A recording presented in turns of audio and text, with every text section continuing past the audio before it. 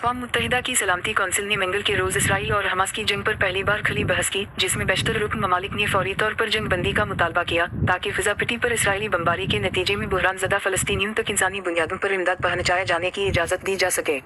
15 रुकनी council अब तक इस मसले पर कोई ऐसे करारदाद पेश या मंजूर करने में नाकाम रही है जिससे तशद्दुद का खात्मा हो सके। बहुत हो गया, कतरी अमीर ग़ज़ा तनाज़े पर बरहम। इसराइल के सबसे बड़े इत्तेहादी मुल्क अमेरिका ने गुज़श्ता हफ्ते सलामती कौंसिल के 12 दीगर रुकन ममालिक की हिमायत याफ्ता इस करारदाद को वीटो कर दिया था जिसमें लड़ाई रोकने का मुतालबा किया गया था।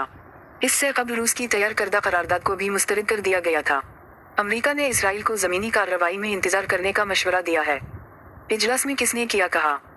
अक़वाम मुत्तहिदा के सेक्रेटरी जनरल एंटोनियो गुटेरेश ने ग़ज़ा में तबाहकुन मसाइब के खात्मे के लिए फौरी जंग बंदी का मुतालबा किया और कहा, मुसल्लह तनाज़े का कोई भी फ़रीक़ बैनुल-अक़वामी इंसानी कानून से बालातर नहीं। भारतीय कंपनी का इसराइली पुलिस के लिए यूनिफॉर्म बनाने से इनकार। इन्होंने ग़ज़ा पर इसराइली हमलों को इंसान दोस्ती के कानून की खिलाफ वर्जी करार दिया।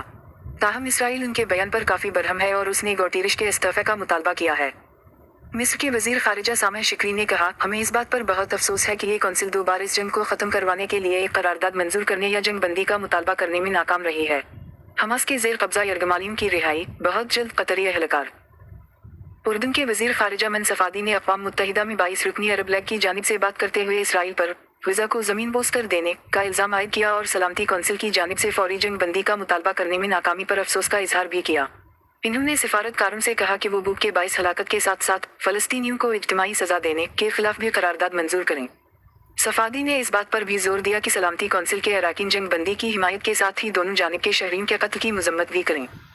मन सफ़ादी ने कहा, सलामती कौंसिल को दुनिया के 2 अरब मुसलमानों और अरबों को ये यकीन दिलाने के लिए वाज़ेह मौक़िफ़ इख्तियार करने की ज़रूरत है कि बैनुल-अक़वामी क़वानीन का नफ़ाज़ भी मुमकिन है।